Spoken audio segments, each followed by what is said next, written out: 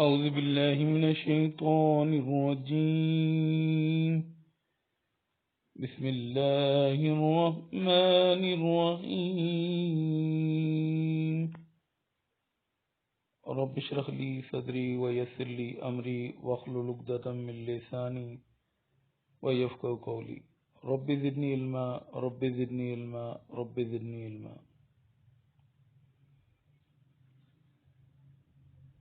मेरे चैनल को like subscribe और दूसरों के साथ शेयर करना मत भूलिएगा। इल्म फैलाना नेकी का काम है, तो आपने अपना हिस्सा इसमें ज़रूर डालना है। चैप्टर 10 है। चैप्टर का नाम ट्रिग्नोमेट्रिक आइडेंटिटीज एक्सरसाइज 10.2 है, जिसका एक क्वेश्चन है लॉन्ग क्वेश्चन में काफ़ी दफ़ा आ चुका है। क्वेश्चन नंबर 10 है, find sine alpha plus beta and cos alpha plus beta और गिवन इंफॉर्मेशन क्या है। Tangent alpha is equal to 3/4, cos beta is equal to 5/13 and neither the terminal side of angle of measure alpha nor that of beta in the first quadrant। अब कभी quadrant directly बताता है, कभी कहता है इस क्वाड्रेंट में angle नहीं है, और कभी एंगल दे देता है और कहता है जी आप सोचें कि एंगल किस क्वाड्रेंट में होगा। तीन तरीके से क्वेश्चन आ जाता है। कभी क्वाड्रेंट का नाम बताता है, कभी कहता है इस क्वाड्रेंट में एंगल नहीं है, और कभी एंगल बता देता है और फिर सोचना पड़ता है कि कौन सा क्वाड्रेंट होगा। अब इसका फर्स्ट पार्ट हम सॉल्व करने जा रहे हैं। Tangent as alpha is equal to 3/4। अब यहाँ पे आप देख सकते हैं कि इसके साथ कोई साइन नहीं है, तो इसका मतलब क्या है, टेंजेंट हमारे पास पॉजिटिव है। अब टेंजेंट पॉजिटिव किस किस क्वाड्रेंट में होता है? A for all positive, S for sin positive, T for tangent positive और C for cos positive। अब टेंजेंट पॉजिटिव होता है कहाँ पे? फर्स्ट क्वाड्रेंट में और थर्ड क्वाड्रेंट में, क्योंकि ऑल का मतलब है सारे ट्रिग्नोमेट्रिक फंक्शंस पॉजिटिव हैं। क्योंकि ये पॉजिटिव है तो हमने पॉजिटिव के क्वाड्रेंट में देखना है, नेगेटिव के क्वाड्रेंट से हमने नहीं देखना। इन दो क्वाड्रेंट से हमारा कोई कंसर्न नहीं है, सिर्फ पहले और तीसरे क्वाड्रेंट से कंसर्न है। लेकिन उसने क्वेश्चन में बता दी कि अल्फा और बीटा पहले क्वाड्रेंट में नहीं है, तो ये क्वाड्रेंट भी हमारा खत्म हो गया। नेगेटिव वाले क्वाड्रेंट में तो हमने देखना ही नहीं, और उसने क्या दिया कि अल्फा पहले क्वाड्रेंट में भी नहीं है, तो पहले क्वाड्रेंट में भी हमारा कोई कंसर्न नहीं है, तो सिर्फ कौन सा बच जाएगा? Third quadrant. अब अल्फा हमारे पास किस क्वाड्रेंट में आ गया? थर्ड क्वाड्रेंट में। अब यहाँ पे बच्चे क्यों मिस्टेक करते हैं जी? पढ़ाया जाता है 1 + tan² is equal to sec²। बच्चे ने अगर गलती से 1 - tan² लिख दिया, ठीक है, तो क्वेश्चन क्या हो जाएगा? गलत। फॉर्मूला अगर भूल गए, लेकिन some people have curly brown hair through brushing, ये हर बच्चे को याद है, तो आसान चीज क्यों नहीं पढ़ाते हैं? मुश्किल चीज क्यों पढ़ा के बच्चों को परेशान करते हैं? कुछ बच्चे जीनियस होते हैं, वो फॉर्मूले बहुत सारे याद रख सकते हैं, लेकिन कुछ बच्चे इतने फॉर्मूले, इतनी कॉम्प्लिकेशंस को याद नहीं रखते। उनको आसान चीज पढ़ाई जाए तो वो समझ में आ जाती है उनको। तो यहाँ पे टेंजेंट है, तो टेंजेंट को हम क्या लिखते होते हैं? Through proper brushing. P for proper, B for brushing. Perpendicular over base है टेंजेंट थीटा, परपेंडिकुलर बेस होता है। अब अगर यहाँ पे देखते हैं कि परपेंडिकुलर क्या है? 3 है, और बेस क्या है? 4 है। ठीक है, अगर कंपेयर करते हैं टेंजेंट क्या है थ्रू प्रॉपर ब्रशिंग, तो परपेंडिकुलर 3 आ रहा है और बेस क्या आ रहा है? 4 आ रहा है। अब हाइपोटेन्यूज का स्क्वायर क्या होता है? बेस स्क्वायर प्लस परपेंडिकुलर का स्क्वायर। बेस की वैल्यू आपके पास 4 है, तो बेस का स्क्वायर क्या हो जाएगा? 4 का स्क्वायर, और परपेंडिकुलर 3 है, तो परपेंडिकुलर का स्क्वायर क्या हो जाएगा? 3 का स्क्वायर हो जाएगा। और हाइपोटेन्यूज का स्क्वायर हमने एज इट इज लिख दिया। 4 का स्क्वायर क्या होता है? 16, और 3 का स्क्वायर क्या होता है? 9, सेंटर में एडिशन का साइन, और 16 + 9 क्या हो जाएंगे? 25। अब 25 का अगर हम स्क्वायर रूट लेते हैं, क्योंकि हमने हाइपोटेन्यूज फाइंड करना है, तो वो 5 आ जाएगा। अब सम पीपल हैव, साइन क्या है जी? सम पीपल हैव, अगर हमारे पास एंगल अल्फा है, तो हमारे पास जो फंक्शन फाइंड होंगे वो अल्फा के होंगे। अच्छा, हमने साइन अल्फा और कॉस अल्फा फाइंड क्यों किया है? इसकी रीजन अभी बताऊंगा। पहले हम यहाँ पे इसको देख लेते हैं। सम पीपल हैव, साइन क्या आता है, सम पीपल हैव। परपेंडिकुलर आपके पास क्या है, 3 है, और हाइपोटेन्यूज आपके पास क्या है, 5 है। अब नेगेटिव साइन की रीजन वो आपको बता देता हूं, क्योंकि अल्फा थर्ड क्वाड्रेंट में है, ठीक है। तो आपको ये बताया था कि पहले क्वाड्रेंट में सारे फंक्शन पॉजिटिव, दूसरे में साइन पॉजिटिव, तीसरे में टेंजेंट पॉजिटिव और चौथे में कॉस पॉजिटिव। अब तीसरे क्वाड्रेंट में क्योंकि सिर्फ टेंजेंट पॉजिटिव होता है, इसके अलावा जो बाकी फंक्शन होते हैं वो नेगेटिव होते हैं, तो यहाँ पे साइन क्या होगा, नेगेटिव। कॉस क्या होता है, करली ब्राउन हेयर, तो बेस आपके पास क्या है, 4 थी, और हाइपोटेन्यूज क्या है, कि आपने अभी फाइंड किया 5। बेस अभी आपको दिखा भी देता हूं। तो यहाँ पे क्योंकि अल्फा आपका थर्ड क्वाड्रेंट में, तो टेंजेंट सिर्फ वहां पे थर्ड क्वाड्रेंट में पॉजिटिव होता है, तो कॉस भी यहाँ पे क्या होगा, नेगेटिव होगा। ये देख सकते हैं कि बेस आपके पास क्या था, 4 था। अच्छा, अब मैंने कहा था साइन अल्फा और कॉस अल्फा क्यों फाइंड किए, इसकी रीजन हमने फाइंड करना है साइन अल्फा प्लस बीटा की वैल्यू, ठीक है। इसका फॉर्मूला क्या है वो भी आपको दिखा देता हूं।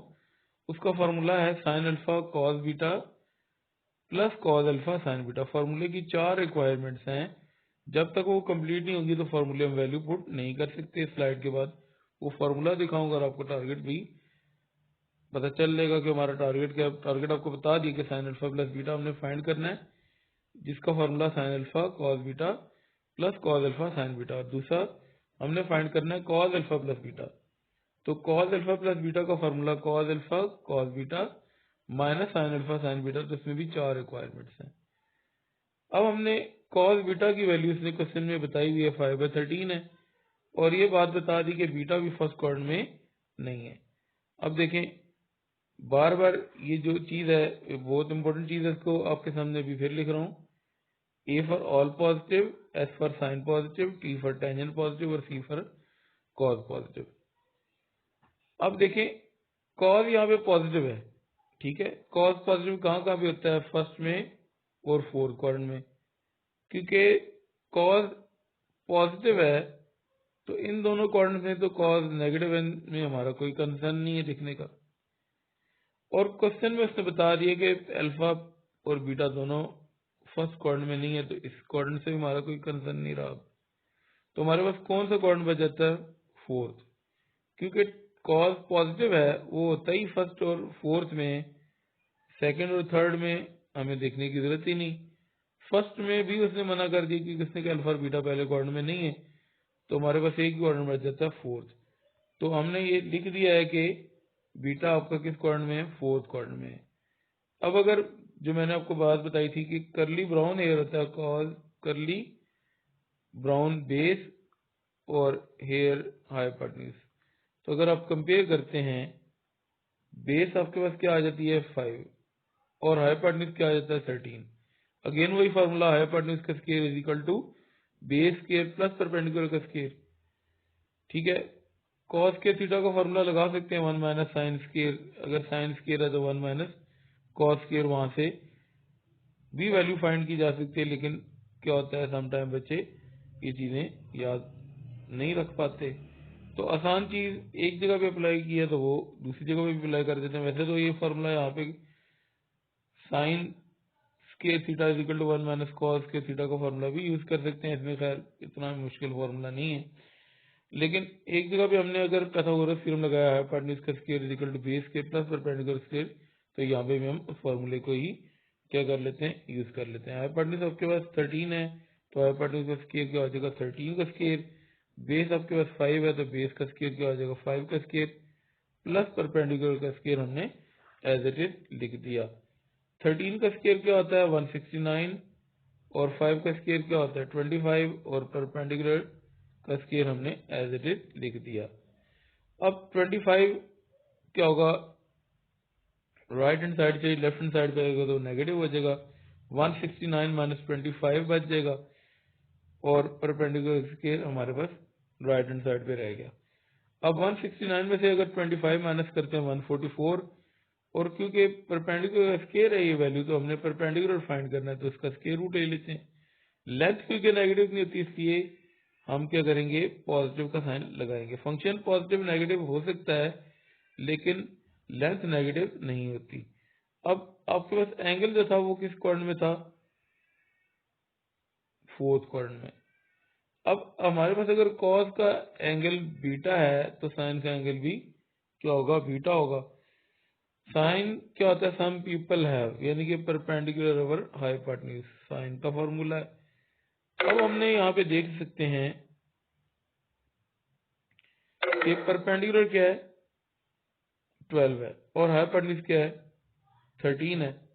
परपेंडिकुलर आपने भी फाइंड किया है, तो साइन बीटा की वैल्यू आ चुकी है। अब फिर क्वाड्रेंट वाली बात आ गई, A for all positive, S for sine positive, T for tangent और सी फॉर कॉज। अब बीटा आपका क्योंकि फोर्थ क्वाड्रेंट में है तो फोर्थ क्वाड्रेंट में सिर्फ कॉज पॉजिटिव होता है, वहां पे साइन नेगेटिव होता है, इसलिए हमने नेगेटिव साइन लगाया है। रीजन साथ आपने लाजमी लिखनी है कि जी एंगल आपका किस क्वाड्रेंट में, फोर्थ में। अब हमने फाइंड करना था साइन अल्फा प्लस बीटा, ठीक है, तो उसका फॉर्मूला मैंने आपको ज़बानी बताया था, ये साइड पे लिखा हुआ भी है। साइन अल्फा प्लस बीटा का formula sine alpha cos beta plus cos alpha sign beta होता है, ये आपके सामने लिखा हुआ है। अब इसमें क्या कर देते हैं, वैल्यूज पुट कर देते हैं। साइन अल्फा की वैल्यू -3/5 थी और कॉस बीटा की वैल्यू 5/13 थी, ये आप लास्ट स्लाइड में देख सकते हैं। कॉस अल्फा की वैल्यू -4/5 थी और साइन बीटा की वैल्यू -12/13 थी। वैल्यूज हमने पुट कर दी। अब हमने सिर्फ क्या कर देना है, इसको सिंप्लीफाई करना है। अगर ये 5 और 5 आपने कैंसिल कर दिया तो यहाँ पे एलसीएम बनेगा 65 और यहाँ पे एलसीएम बनेगा पहली वैल्यू जो कट आपने किया 13, तो एलसीएम आपके लिए मुश्किल हो जाएगा। बच्चा सारा क्वेश्चन ठीक करके यहाँ पे 5 और 5 को क्रॉस करके सारा क्वेश्चन गलत कर लेता है, एलसीएम गलत ले लेता है। तो आपने जब एलसीएम लेना है तो कभी भी इस तरह फाइनल स्टेप में कट मत करें, ठीक है। उसकी रीजन क्या होगी मैं आपको बताऊंगा कि आपका जो एलसीएम है वो कॉमन आ जाएगा, अगर आप कट नहीं करेंगे एलसीएम कॉमन आ जाएगा। 5 और 3 मल्टीप्लाई के क्या हो गया, 15 माइनस इंटू प्लस माइनस आ जाएगा और 5 और 13 मल्टीप्लाई के 65 आ जाएगा, तो पहली वैल्यू क्या बन जाएगी, -15/65। इन दोनों वैल्यूज को मल्टीप्लाई करते हैं, -4 को -12 से मल्टीप्लाई किया, प्लस 48, 4 12 48 होते हैं, 5 13 65। अब क्योंकि एलसीएम आपका कॉमन है तो -15 और 48 आपस में ऐड हो जाएंगे। 48 में से 15 माइनस करते हैं, 33/65 हमारा साइन अल्फा प्लस बीटा का आंसर आ गया। अब हमने फाइंड करना है कॉज अल्फा प्लस बीटा की वैल्यू, तो उसका फॉर्मूला क्या होता है, कॉज अल्फा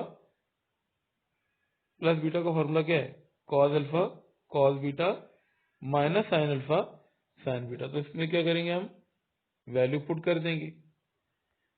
कॉज अल्फा की वैल्यू -4/5 थी, कॉस बीटा की वैल्यू 5/13 थी।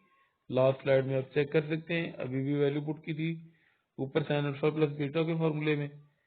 सेंटर में नेगेटिव का साइन और साइन अल्फा की वैल्यू -3/5 और साइन बीटा की वैल्यू -12/13 है। अगेन जैसे मैंने लास्ट में बताया था कि 5 और 5 आपने कैंसिल अगर कर दिए तो आपका एलसीएम कॉम्प्लिकेटेड हो जाएगा और इसमें सारा क्वेश्चन ठीक करने के बाद कहीं मिस्टेक ना हो जाए। इन दोनों वैल्यूज को मल्टीप्लाई करते हैं, 4 और 5 मल्टीप्लाई के क्या हो जाएंगे 20 साथ नेगेटिव साइन, और 5 और 13 मल्टीप्लाई के डिवाइजर में 65 हो जाएंगे।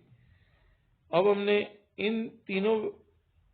इन दोनों वैल्यूज को मल्टीप्लाई करना, साथ नेगेटिव साइन, इसलिए मैंने तीनों वैल्यूज कह दिए। माइनस इंटू माइनस प्लस, क्योंकि 3 माइनस है तो 3 दफा माइनस को मल्टीप्लाई करते हैं, आंसर नेगेटिव आ जाता है।